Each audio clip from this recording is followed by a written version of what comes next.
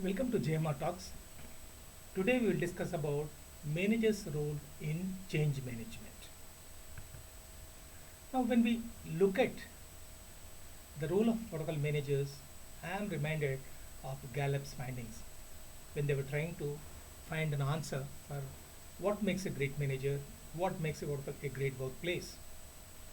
And based on their detailed survey, they ultimately found that outstanding performance of an organization depends on outstanding performance of people or employees.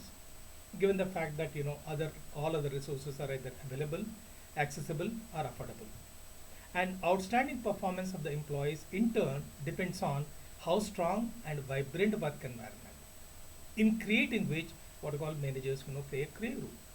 So that's how managers' role in the organization was established beyond doubt. But of course, Google tried to what I call eliminate the manager's oversight, and try to what I call find out whether it will impact employees' productivity and satisfaction. And when they went for a particular flat organization, remove the what I call managerial cadre as such, the employees found directionless and all that, and the productivity also has gone down. So ultimately, Google they found that managers play a key role in teams what I call satisfaction and what I call productivity. Now, a question might arise as to what is so special about what I call managers. Managers they influence team management and their performance. In fact, the Gallup research shows that 70% of the variance in the team management and the team's engagement is accounted for by the manager. Whether the organizations what I call succeed or fall behind is to a large extent depends on what I call their managers. It is the managers who inspire the employees to put up what I call high performance or turn them into what I call enemies of the organization. In other words, poor management leads to what I call poor outcomes, and excellent management leads to what I call excellent outcomes. As it is normally said, garbage in, garbage out. In this regard, it's worth remembering that as per Gallup's, some time back they said out of 5 managers, only one manager is what I call engaged as such. Now, given the kind of what I call sway and influence managers have on their employees, it's very important and pertinent that the top management in general and the HR in particular must focus on what I call training the what I call managers so that they play their what I call key assigned role. Now, what is the issue? Now, in today's what I call environment, there are so many what I call challenges.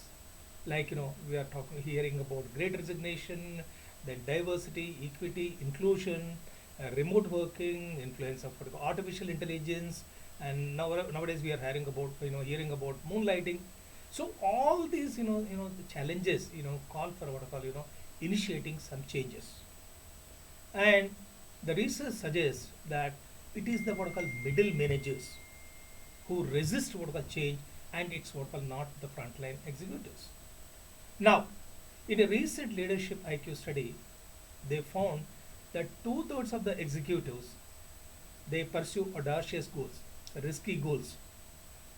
And when you look at what I call frontline executive, 37% of them also what I call pursue audacious goals.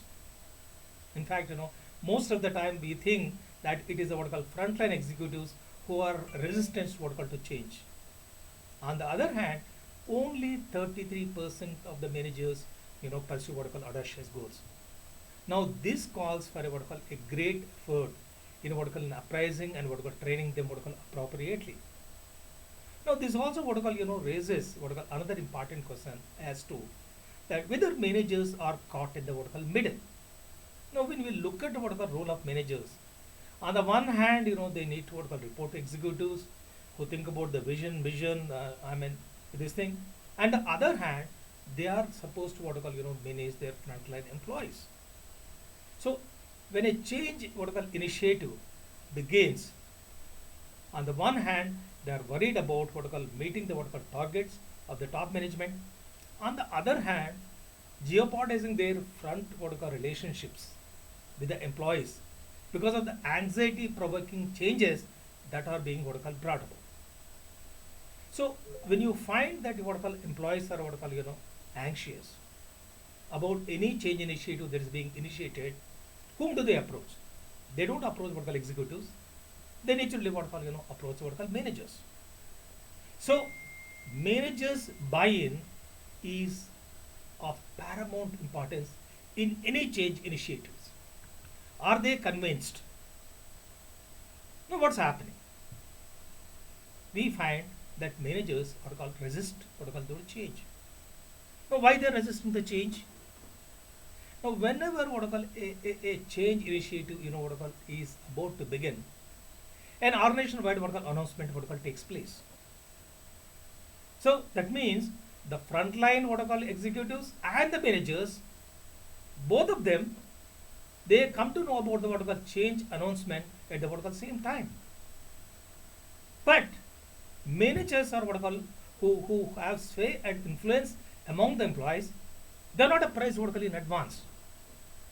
But management expects the managers to instantly support the change initiative and see that what are called frontline executives employees comply with that. But there is some what are called good news. Nothing to worry as such. What is the good news? 24% of the what are called employees, they feel that if the companies what are called makes them understand the rationale behind changes, the change effort will what are called succeed. According to Towers Watson RYA report, high effective communication enables the company to what are called 3.5 times outperform what are called their competitors. So this reminds me about Philip Kotler's formula which he shared during his last visit to what are called Bangalore. CCDV. Are we creating value? Are we communicating value? Are we what are called delivering the value? When the organization thinks about what are called change initiative, they need to what are called answer this. Does this change initiative creates value for the organization and the employees? Could they communicate successfully, answering their apprehensions, queries, and all that?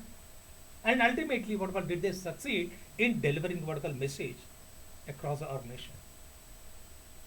So, what is the solution? The solution is very simple. Walk them through the details of what are called changes.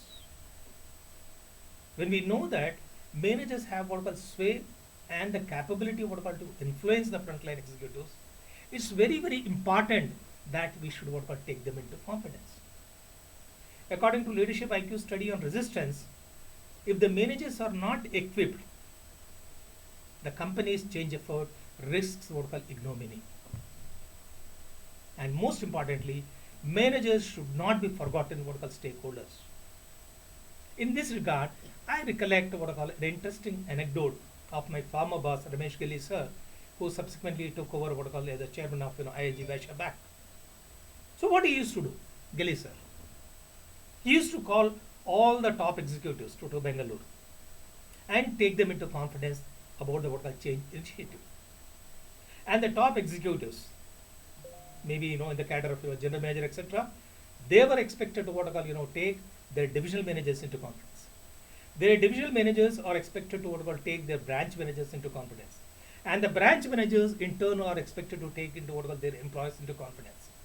So in other words, he not only what I call used to what I call set the ball rolling, but ensure that ball continued to what I call roll.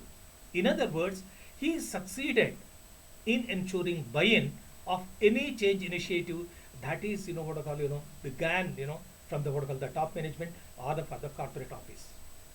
In other words, are we involving them? Are we informing them?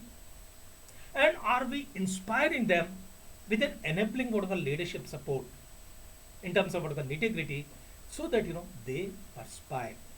In other words, they influence what I call frontline executives in a proactive manner, so that there is no resistance to what I call change. So what is required? A bit of extra attention and effort to what I call get managers what I call buy-in. In this regard, I have no doubt that HR department in particular and the top management in general, they have a great role to play in taking the what I call managers into what I call confidence and walking them through the what I call details of changes, so that they can what I call perform their role effectively. Thank you.